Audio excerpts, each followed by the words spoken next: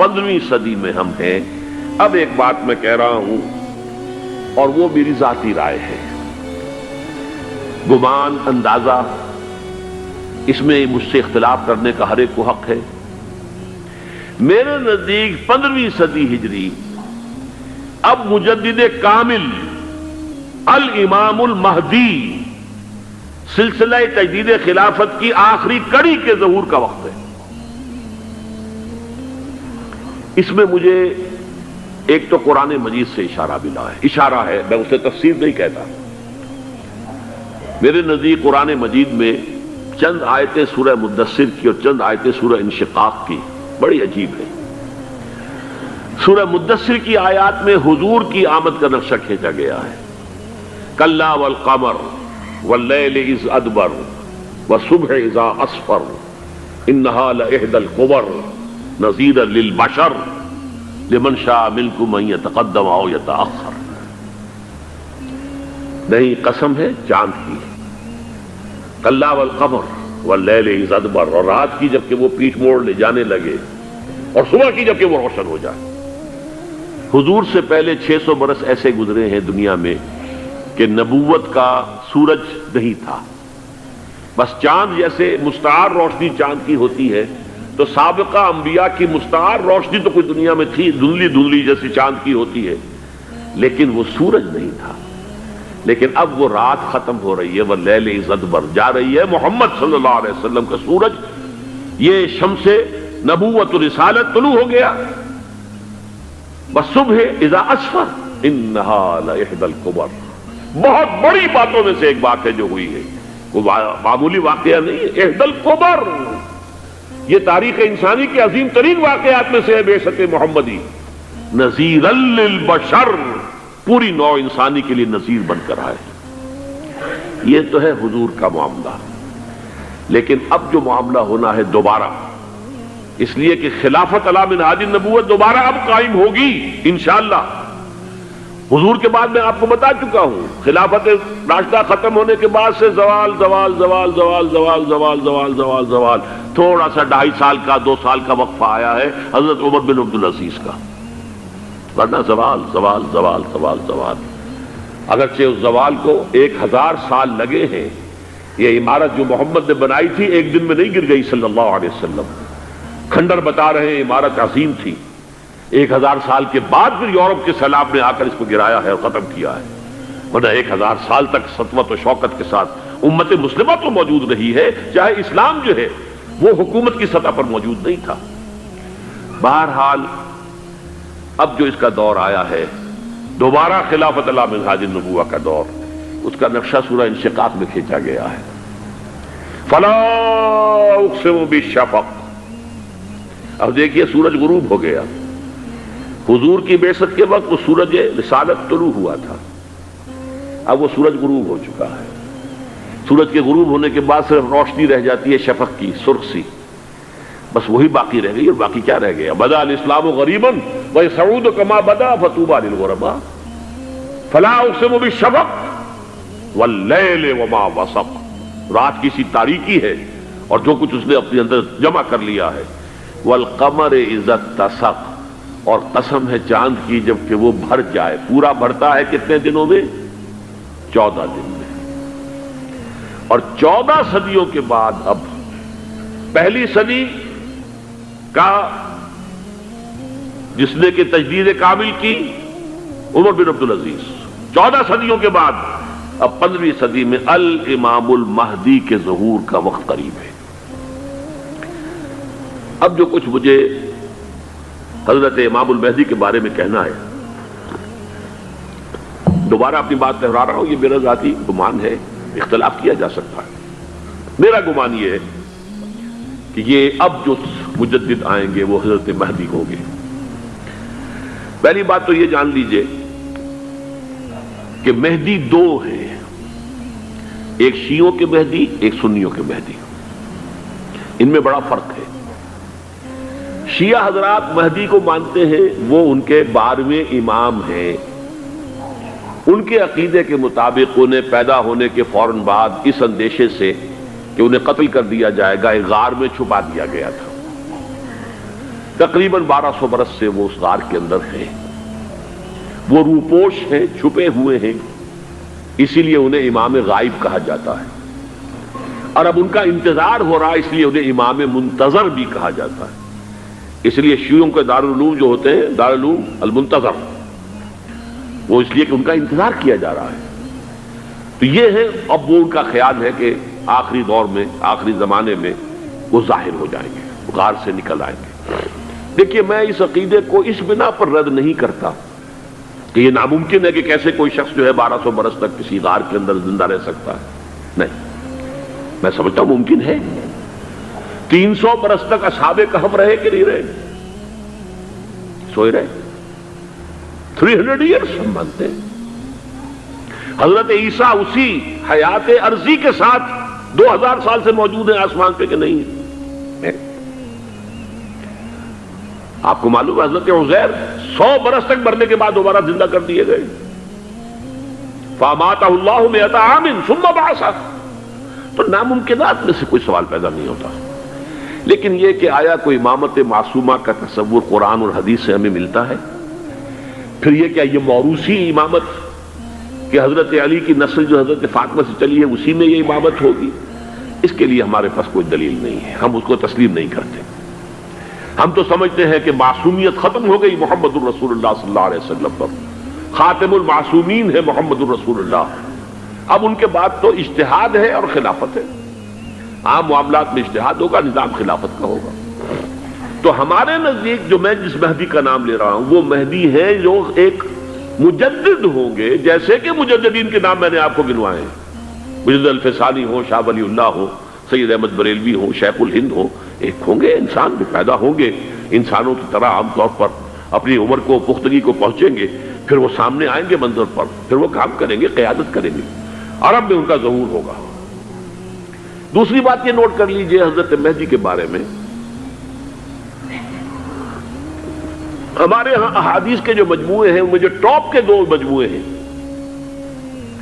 ان میں کہیں حضرت مہدی کا ذکر نہیں ہے، نہ صحیح بخاری میں نہ صحیح مسلم میں، لیکن ہم اسے نظر انداز نہیں کر سکتے کہ صحائح ستہ کی بقیہ 4 کتابوں کے اندر موجود ہیں،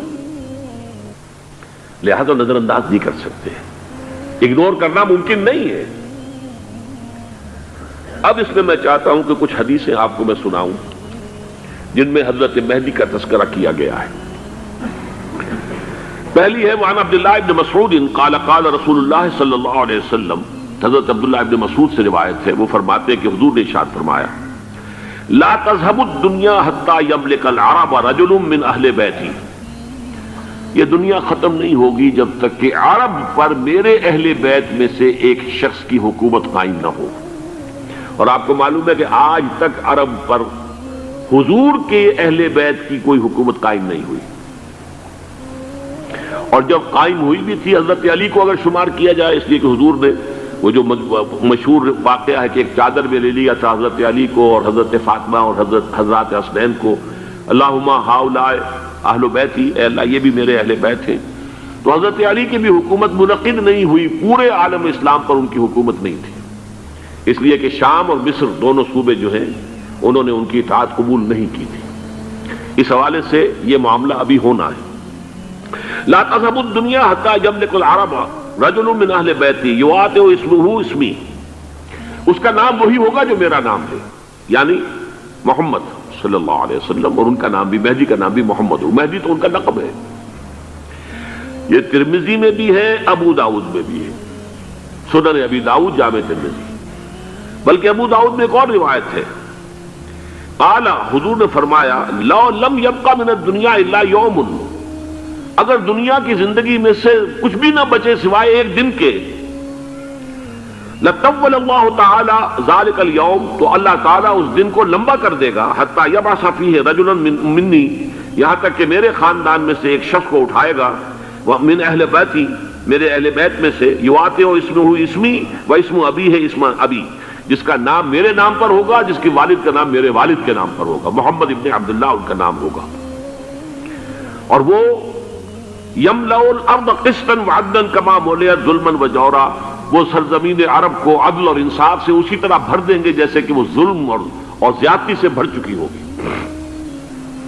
دوسری روایت ہے حضرت ابو سعید خدری رضی اللہ تعالی عنہ سے، حضور نے فرمایا المہدی منی اجل الجبہۃ اقن الانف یملأ الارض قسطا وعدلا کما ملئت ظلما وجورا یملک 7 سنین، رواہ داؤد، کہ مہدی مجھ میں سے ہوں گے بڑی روشن پیشانی والے اور بڑی کھڑی ناک والے، وہ زمین کو بھر دیں گے انصاف سے اور عدل سے، جیسے کہ وہ ظلم سے بھری ہوئی ہوگی، اور وہ 7 برس تک حکومت کریں گے۔ عرب میں خالص خلافت علی منہاج النبوہ کا نظام حضرت مہدی کے ہاتھوں قائم ہوگا اور 7 برس تک قائم رہے گا عرب کے اندر۔ اس کا اگلا مرحلہ میں بعد میں بیان کروں گا۔ تیسری روایت، اور اس کو میں اس لیے خاص طور پہ سنا رہا ہوں کہ اس میں وہی الفاظ آئے ہیں جو میں نے ابتدا میں حدیث آپ کو سنائی تھی، اس کے الفاظ ہیں۔ عن ابی سعید قال ذکر رسول اللہ صلی اللہ علیہ وسلم بلاء یصیب هذه الامہ حتی لا یجد الرجل ملجا یلجا الیہ من الظلم۔ حضور نے ذکر فرمایا کہ ایک دور ایسا آئے گا انتہائی ابتلاء اور آزمائش اور مصائب کا کہ کسی شخص کو کوئی سر چھپانے کی جگہ نہیں ملے گی اس ظلم سے اپنے آپ کو بچانے کے لیے۔ فَيَبْعَثُ اللَّهُ رَجُلًا مِنْ عِتْرَتِي وَأَهْلِ بَيْتِي، تو پھر اللہ میرے خاندان میں سے، میرے اہل بیت میں سے اٹھائے گا ایک شخص کو، فَيَمْلَأُ بِهِ الْأَرْضَ قِسْطًا وَعَدْلًا، اور اس کے ذریعے سے اللہ تعالیٰ زمین کو عدل و قسط سے بھر دے گا۔ يَرْضَى عَنْهُ سَاكِنُ السَّمَاءِ، یہ وہی الفاظ آ گئے اب، اس سے پھر راضی ہو جائیں گے آسمانوں میں رہنے والے بھی، وَسَاكِنُ الْأَرْضِ، اور زمین میں رہنے والے بھی۔ لا تدع السماء من قطرها شيئا الا ثبته، آسمان اپنا ایک قطرہ بھی نہیں روکے گا مگر یہ کہ اس کو زمین کے اوپر نثار کر دے گا، بارش کی شکل میں گرا دے گا۔ ولا تدع الارض من نباتها شيئا الا اخرجته، اور زمین اپنی پیداوار میں سے کوئی شے نہیں چھپائے گی، نہیں روکے گی مگر اس کو ظاہر کر دے گی۔ چوتھی حدیث جو ہے وہ حضرت ام سلمہ سے رضی اللہ تعالی عنہ قال سمعت رسول اللہ صلی اللہ علیہ وسلم یقول المہدی من عترتی من اولاد فاطمہ، رواہ ابو داؤد، یہ بھی سنن ابو داؤد کی روایت ہے۔ حضور نے فرمایا مہدی میرے خاندان سے، میرے اہل بیت سے ہوں گے، یعنی اولاد فاطمہ میں سے، اور تفسیر اس کی آتی ہے کہ حضرت حسن کی اولاد میں سے ہوں گے۔ پانچویں حدیث میں آپ کو سنا رہا ہوں، اور اس میں ایک عجیب مشابہت آپ کے سامنے آئے گی حضرت عمر بن عبدالعزیز کے ساتھ، یہ اول اور آخری کڑی کے درمیان مشابہت۔ ان علی رضی اللہ تعالی عنہ، یہ حدیث جو ہے مسند احمد ابن حنبل میں بھی ہے اور سنن ابن ماجہ میں بھی ہے۔ قال قال رسول اللہ صلی اللہ علیہ وسلم المہدی منا اہل البیت یصلحہ اللہ فی لیلۃ، مہدی ہم میں سے ہوں گے، ہمارے اہل بیت میں سے، اور اللہ ایک ہی رات میں ان کی اصلاح کر دے گا۔ یعنی وہ پہلے سے کوئی زیادہ روحانی یا دینی کوئی اس سے طرح کی شخصیت نہیں ہوں گے، لیکن ایک ہی رات میں اللہ تعالیٰ ان کی سیرت و کردار کے اندر انقلاب عظیم برپا کر دے گا۔ جیسے کہ میں نے عرض کیا تھا آپ سے کہ عمر بن عبدالعزیز کی زندگی میں انقلاب عظیم آیا ہے، خلافت کا بوجھ پڑتے ہی کہاں وہ خوش باش اور خوش لباس اور خوش خوراک، وہ شہزادہ ٹھاٹ باٹ والا، جاگیر والا، گورنر کا بیٹا اور خود گورنر، اور کہاں یہ کہ اس کی وہ درویشی جو میرے نزدیک واللہ عالم، ڈرتے ڈرتے کہہ رہا ہوں، میرے نزدیک وہ حضرت ابو بکر، حضرت عمر اور حضرت علی کی درویشی کو بھی مات دے گئی۔ لیکن کنٹراسٹ بہت شدید ہے، وہاں جو بھی کچھ تھا وہ تدریجاً آیا تھا، ہوتے ہوتے ہوتے ایک انتہا، اور یہاں سڈن آیا۔ چھٹی حدیث، عن انس سمعت رسول اللہ صلی اللہ علیہ وسلم یقول نحن ولد عبد المطلب سعادت اہل الجنہ، ہم عبد المطلب کی جو اولاد ہیں اور نسل ہیں، ہم جنت کے سردار ہیں۔ اور پھر آپ نے نام گنوائے ہیں، انا وحمزۃ وعلی وجعفر والحسن والحسین والمہدی، میں خود اور حضرت حمزہ بنو عبد المطلب میں سے، عبد المطلب کے بیٹے، اور علی اور جعفر حضرت علی کے بھائی جعفر طیار، اور حسن اور حسین حضرت فاطمہ کے لخت جگر حضرت علی کے بیٹے، والمہدی، اور آخر میں جا کر پھر مہدی۔ اب میں آپ کو ایک حدیث سنانے چلا ہوں جس میں ایک عجیب نقشہ سامنے آتا ہے کہ یہ مہدی جب ظاہر ہوں گے تو کس طور سے ظاہر ہوں گے، ان کے ظہور کی کیفیت کیا ہوگی، کیف یظہر۔ یہ روایت ہے حضرت ام سلمہ سے رضی اللہ تعالی عنہا، حضور کی زوجہ محترمہ ہے، فرماتی ہیں ام سلمہ عن النبی صلی اللہ علیہ وسلم قال یکون اختلاف عند موت خلیفۃ، موت خلیفۃ، حضور نے فرمایا ایک خلیفہ کی موت پر اختلاف واقع ہو جائے گا، خانہ جنگی ہو جائے گی۔ فَيَخْرُجُ رَجُلٌ مِّنْ أَهْلِ الْمَدِينَةِ حَارِبًا إِلَى مَكَّةَ، پھر مدینے کے لوگوں میں سے ایک شخص نکلے گا، بھاگے گا اور جا کر پناہ لے گا اور چھپ جائے گا مکے میں۔ فَيَأْتِيهِ نَاسٌ مِّنْ أَهْلِ مَكَّةَ، پھر اس کے پاس آئیں گے اہل مکہ، مکہ کے لوگ، فَيُخْرِجُونَهُ، اور اسے نکالیں گے، جہاں وہ چھپے ہوئے ہوں گے وہاں سے نکالیں گے۔ وَهُوَ كَارِهٌ، اور وہ بالکل اس کو پسند نہیں کر رہے ہوں گے، نہ وہ خواہش مند ہوں گے کہ ان کے ہاتھ پر بیعت کی جائے، نہ وہ یہ چاہیں گے کہ وہ میدان میں آئیں اور ان کو جو ہے اپنا لیڈر مانا جائے۔ وَهُوَ كَارِهٌ فَيُبَايِعُونَهُ بَيْنَ الرُّكْنِ وَالْمَقَامِ، لیکن لوگ جو ہے پھر اصرار کے ساتھ ان کے ہاتھ پر بیعت کریں گے رکن اور مقام کے درمیان۔ رکن وہ کونا ہے خانہ کعبہ کا جس میں حجر اسود لگا ہوا ہے، اور مقام ابراہیم جو ہے، ان دونوں کے مابین جو یہ علاقہ ہے یہاں پر وہ بیعت ہوگی۔ وَيُبْعَثُ إِلَيْهِ بَعْثٌ مِّنَ الشَّامِ، ان کے خلاف ایک لشکر بھیجا جائے گا شام سے۔ نہیں کہا جا سکتا کہ باسی حکومت اس وقت کی جو ہے اس کی طرف سے کوئی مسئلہ اس طرح کا اٹھ کھڑا ہو، اس لیے کہ ابھی تو بہرحال باسی حکومت وہاں ہے۔ فَيُخْسَفُ بِهِمْ بِالْبَيْضَاءِ بَيْنَ مَكَّةَ وَالْمَدِينَةِ، لیکن اللہ تعالیٰ اس لشکر کو مکے اور مدینے کے درمیان وادی بیضاء میں دھسا دے گا، زمین کے اندر پورے کے پورے لشکر کو۔ فَإِذَا رَأَى النَّاسُ ذَلِكَ، جب لوگ یہ دیکھیں گے اتنی بڑی نشانی ظاہر ہو گئی، أَتَاهُ أَبْدَالُ الشَّامِ وَعَصَائِبٌ من العراق فَيُبَايِعُونَهُ، اب شام سے سارے کے سارے جو اولیاء اللہ ہیں وہ بھی آئیں گے، اور عراق سے جوق در جوق لوگ آئیں گے اور ان سے بیعت کریں گے۔ وَيَعْمَلُ فِي النَّاسِ بِسُنَّةِ نَبِيِّهِمْ، پھر وہ عمل کریں گے لوگوں کے مابین، حکومت کریں گے اپنے نبی کی سنت کے مطابق۔ وَيُلْقِي الْإِسْلَامُ بِجَرَانِهِ، اور اسلام اپنی گردن زمین پر ٹکا دے گا۔ وَالْأَرْض فِي الْأَرْض، زمین میں۔ فَيَلْبَسُ 7 سنین، پھر وہ 70 برس تک حکمران رہیں گے، 7 برس تک حکمران رہیں گے۔ ثم یتوفا، پھر ان کا انتقال ہوگا۔ ویصلی علیہ المسلمون، اور مسلمان ان پر نماز پڑھیں گے۔ یہ جو میں نے آپ کے سامنے نقشہ کھینچا ہے،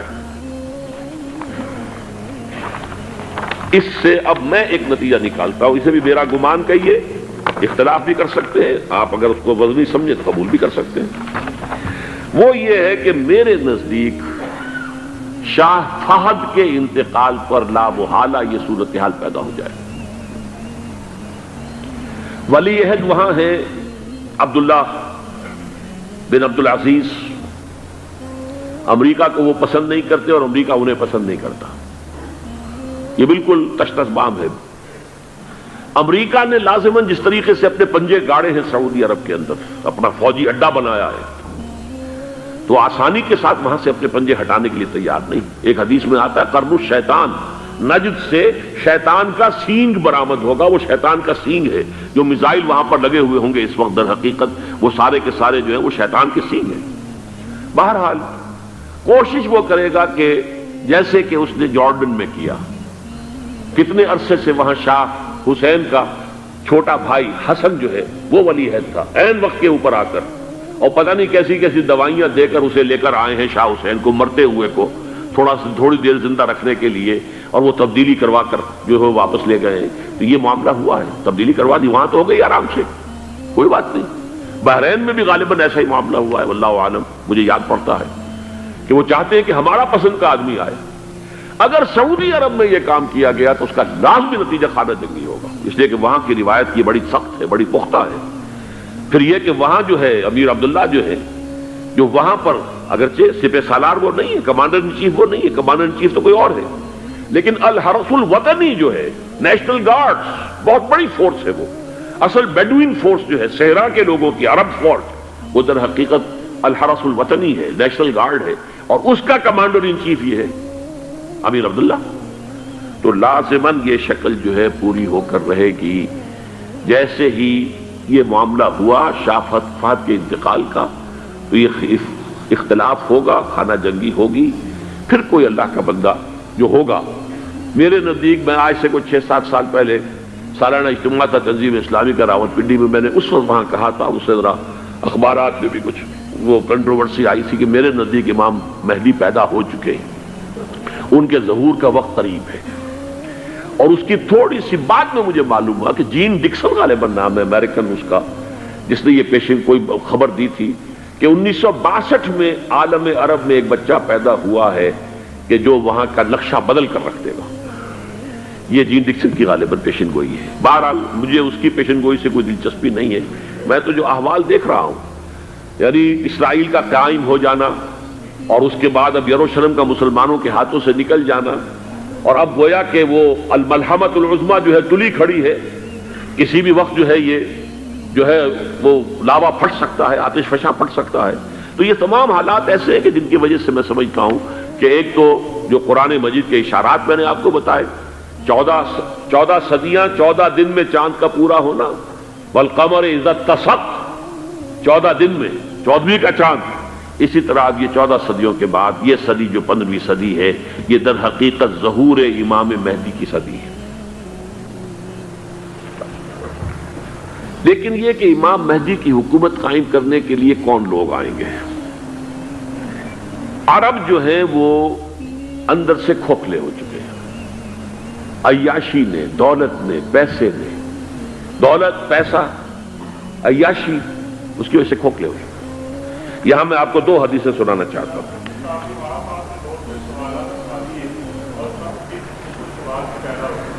بہت سے ہو گئے، آپ اطمینان سے تشریف رکھیے۔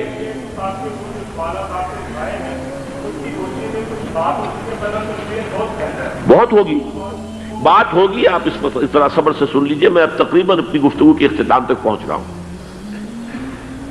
سنن ابن ماجہ کی روایت ہے حضرت ابو ہریرہ سے رضی اللہ تعالی عنہ، قال قال رسول اللہ صلی اللہ علیہ وسلم اذا وقعت الملاحم بعث اللہ بعثا من الموالی هم اکرم العرب فرسا واجودہ سلاحا یوید اللہ بہم الدین، رواہ ابن ماجہ عن ابی ہریرہ رضی اللہ تعالی عنہ۔ جب ملاحم کا دور شروع ہوگا تو اللہ تعالیٰ اٹھائے گا ایک لشکر یا لشکروں پر لشکر موالی میں سے۔ موالی کون ہے؟ عربوں نے جب فتح کیا تھا اس پورے علاقے کو خلافت راشدہ کے دوران، اور پھر وہ لوگ جو ہے، ایک رائے تو یہ تھی کہ انہیں غلام بنایا جائے سارے آبادیوں کو، لیکن یہ کہ حضرت عمر کا اجتہاد تھا، اس کے مطابق جو غلام نہیں بنایا گیا، تو وہ موالی کی حیثیت رکھتے ہیں۔ عربوں میں دم نہیں ہے، موالی میں سے لشکر اٹھیں گے کہ جو در حقیقت حضرت مہدی کی حکومت کو قائم کریں گے۔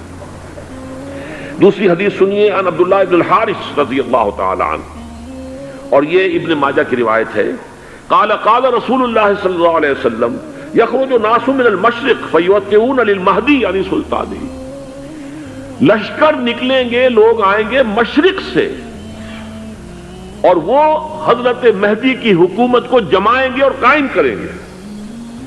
اب ذرا نوٹ کیجئے کہ جزیرہ نما عرب کے مشرق میں کون سے ملک ہیں؟ 3، ایران، افغانستان، پاکستان۔ یہ 3 سالڈ مسلم ممالک، مسلم آبادی اکثریت۔ ویسے تو یہ کہ آگے ہندوستان میں 20 کروڑ مسلمان ہیں، لیکن وہ 20 کروڑ جو ہے وہ تو 80 کروڑ کے اندر تحلیل ہو جاتے ہیں غیر مسلموں میں، لیکن یہاں جو معاملہ ہے یہ خالص اکثریت کے وہ۔ ان میں سے ایران کا معاملہ جہاں تک ہے، نمبر 1 یہ کہ وہ شیعہ عقائد کے حصار میں بند ہے، اس سے ادھر ادھر ہونا اس کے لیے ممکن نہیں۔ حدیث میں یہ بھی آتا کہ اصفہان سے 70,000 یہودی دجال کا ساتھ دیں گے۔ لیکن بہرحال خراسان ایک صوبہ ہے افغانستان کا اس وقت بھی، شمال مشرقی کونے میں، مجھے امید ہے وہاں سے خیر کی، کیونکہ خراسان کا لفظ وہاں پہ شامل ہے، اور حضور کی حدیث میں بعد میں آپ کو سناؤں گا کہ خراسان سے فوجیں چلیں گی جو یروشلم کو دوبارہ حاصل کریں گی، فتح کریں گی، جیسے پہلے یروشلم کھویا عربوں نے تھا، دوبارہ حاصل کیا تھا کرد نے، کرد خون، صلاح الدین ایوبی رحمت اللہ علیہ. ایسے اب پھر عربوں نے کھویا ہے، لیکن لینے والے خراسان سے لشکر آئیں گے. یخرج من خراسان رایات سود لا یردها شیء حتی تنصب بإیلیا. خراسان کے علاقے سے کالے علم لے کر لشکر چلیں گے جن کے روح کو کوئی موڑ نہیں سکے گا جب تک کہ وہ جا کر یروشلم میں نصب نہ ہو جائے. اس کے بعد نام آتا ہے پاکستان کا. یہ ہے میری اور آپ کی داستان، اور یہ ہے سبب جس کی وجہ سے کہ میں آپ سے یہ گفتگو کر رہا ہوں. اصل میں تو کس لیے؟ محض ایک علمی استفادہ، محض اپنی بات آراء کو ظاہر کرنے کا شوق نہیں، بلکہ یہ کہ اپنی ذمہ داری ہم پہچانے کہ ہم کس مقام پر کھڑے ہیں. دیکھیے، اس پاکستان کے بارے میں یا ہندوستان کے بارے میں علامہ اقبال نے کہا تھا اپنے ترانہ ملی میں، میر عرب کو آئی ٹھنڈی ہوا جہاں سے، میرا وطن وہی ہے، میرا وطن وہی ہے. اور مجھے بتایا گیا کہ سنن ابی داؤد میں یہ روایت موجود ہے کہ حضور نے فرمایا کہ ہندوستان کی طرف سے مجھے ٹھنڈی ہوا آتی، اگرچہ مجھے وہ حدیث ابھی نہیں ملی ہے، لیکن حزب التحریر کا ایک کارڈ مجھے ملا تھا، تو اس میں اس حدیث کا اور اس میں ابو داؤد کا روایت کا حوالہ موجود تھا. لیکن میں جو چیز آپ کو بتا چکا ہوں وہ یہ کہ الف ثانی کا پورا تجدیدی کارنامہ اس ہندوستان کی سرزمین میں ہوا. مجدد الف ثانی شیخ احمد سرندی، شاہ ولی اللہ دہلوی، سید احمد بریلوی، وہ تو ہمارے پاکستان میں آ کر جو ہے ان کا خون جذب ہوا ارض پاکستان میں. پھر شیخ الہند مولانا محمود حسن. تحریک خلافت چلی تو صرف ہندوستان میں چلی اور کہیں نہیں چلی. آزادی کی تحریک چلی پوری دنیا میں، وہ نیشنلزم کی بنیاد پر چلی، ملے نیشنلزم، عرب نیشنلزم، ترک نیشنلزم. ہمارے ہاں چلی تو اسلام کے نام پر پاکستان کا مطلب کیا؟ لا الہ الا اللہ. پھر پاکستان قائم ہوا معجزے کے طور پر، بلکہ نازل ہوا ہے لیلۃ القدر میں. انا انزلناہ فی لیلۃ القدر، جیسے قرآن نازل ہوا لیلۃ القدر میں، یہ پاکستان بھی نازل ہوا لیلۃ القدر میں. اس کا برقرار رہنا ابھی تک معجزہ ہے. ہندو یہ سمجھتا تھا، کانگریس سمجھتی تھی کہ جھٹپٹ ختم ہو جائے گا.